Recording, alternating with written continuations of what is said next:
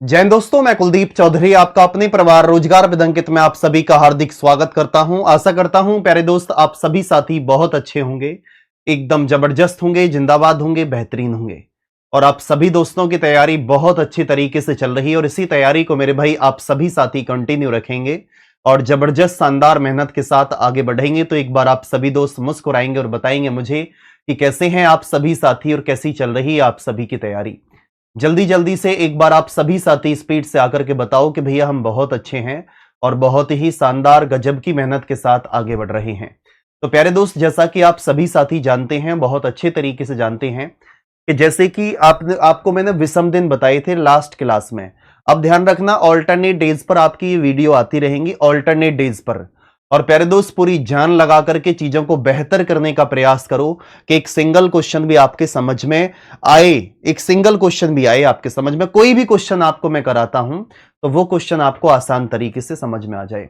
मेरे भाई, विषम दिन हम यहां पर सीख चुके थे, महीनों के विषम दिन, और उन विषम दिन पर आधारित आपके दिन आपको मैंने यहां शो कर रखे हैं। जनवरी में मेरे भाई देखो, आप सभी साथी जानते हैं कि ये आपके क्या होते हैं, दिन क्या होती है मेरे भाई, दिनों की संख्या। भाई हम बचपन से पढ़ते हुए आए हैं, जब से हमने कैलेंडर सीखा कि जनवरी फरवरी जो महीना इस गांठ पर आता है वो तो प्यारे दोस्त कितने का होगा, 31 का। और जो इस गड्ढे में जाएगा उस महीने में दिन कितने होंगे आपके, 30 दिन होंगे। इस बात को आप सभी साथी समझ पाए हैं। तो जनवरी फरवरी मार्च अप्रैल मई जून जुलाई अगस्त सितंबर अक्टूबर नवंबर दिसंबर जनवरी, इस प्रकार से आपने किया है। तो प्यारे दोस्त, सभी साथी देखेंगे भैया, 0 पर आपका रविवार है और 1 पर आप देखो, पहले इसको देखो कि जनवरी में आपके देखो, अगर मैं इसको 7 से भाग करता हूं तो ये 7 से भाग दे करके आए हैं जो आपको दिखाई दे रहे हैं, 7 से भाग दे करके। क्योंकि विषम दिन हम कब कब निकालते हैं, 7 से डिवाइड करके। और ये मैं आपसे कह सकता हूं और मैं आप पर विश्वास भी कर सकता हूं कि प्रत्येक महीने के दिन की संख्या आपको पता है, प्रत्येक महीने के दिन की संख्या आपको पता है। मेरे भाई, जनवरी फरवरी देखो ध्यान से समझना, 30 31 चलता रहेगा। सिर्फ फरवरी आपकी 28 की होगी, कब, जब आपका सामान्य वर्ष होगा। फरवरी आपकी 29 की होगी, कब मेरे भाई जब आपका वर्ष लीप वर्ष होगा। बाकी प्रत्येक महीना 30 31 चलेगा। और उसके बाद मैं आपसे बात करता हूं तो आप देख सकते हैं कि जुलाई और अगस्त, सिर्फ जुलाई और अगस्त मेरे भाई 31 के होते हैं, बाकी सभी 30 31 का चलेगा। इसी पर आधारित मैं आपसे बोल सकता हूं एक बात और यहां पर कि मेरे भाई अधिकतम विषम दिन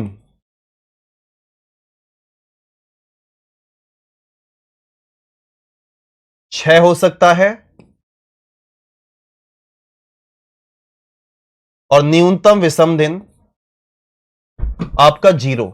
इस बात को भी आप सभी साथी बहुत अच्छे तरीके से ध्यान रखेंगे और बहुत शानदार तरीके से मेरे भाई अच्छे तरीके से ध्यान रखेंगे। अब मैं आपसे बोलता हूं कि 0 पर आपका रविवार है, 1 पर सोमवार आ जाएगा, 2 पर मंगलवार, 3 पर बुधवार है, 4 पर गुरुवार है, 5 पर शुक्रवार, 6 पर शनिवार है। अब इससे आगे की तरफ चलता हूं तो आप सभी साथी देखेंगे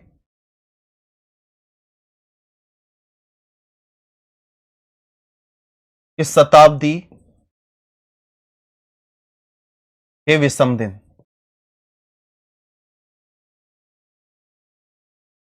तो मेरे भाई, शताब्दी के विषम दिन आप कैसे निकाल सकते हैं, और डेज ऑफ सेंचुरी,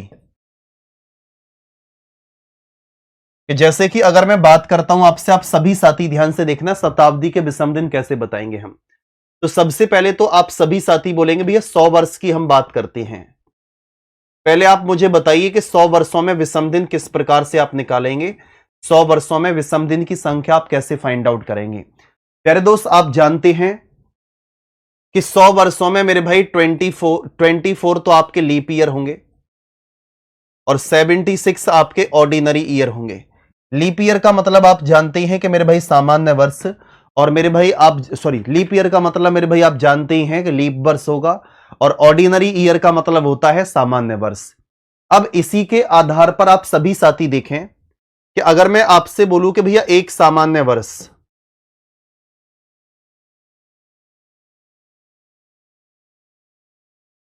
एक सामान्य वर्ष में विषम दिन की संख्या एक होती है। वन ऑर्डिनरी ईयर, एक सामान्य वर्ष में विषम दिन की संख्या एक होती है। अगर मैं 365 को 7 से डिवाइड करूंगा तो रिमाइंडर मेरे भाई एक निकल करके आएगा।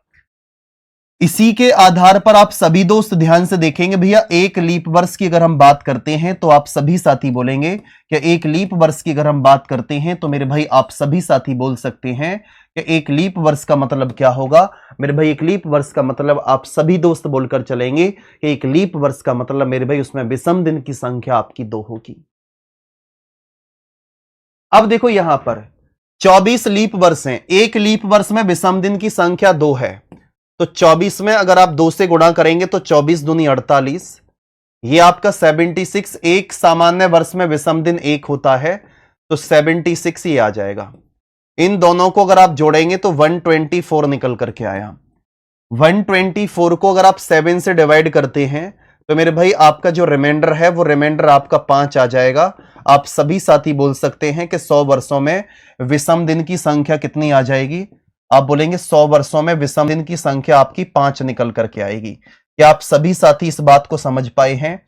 जल्दी से एक बार आप सभी साथी जवाब देंगे और बताएंगे मुझे कि जी भैया इस बात को हम शानदार तरीके से समझ पाए हैं। अब मैं आपसे यह भी बोल सकता हूं कि 200 वर्षों में विषम दिन की संख्या बताओ, 300 वर्षों में विषम दिन की संख्या बताओ, 400 वर्षों में विषम दिन की संख्या बताओ। प्यारे दोस्त बड़े आसान तरीके से आप बता सकते हैं, इसमें कोई भी डाउट किसी भी प्रकार का नहीं है, बड़े आसान तरीके से इसको बता सकते हैं।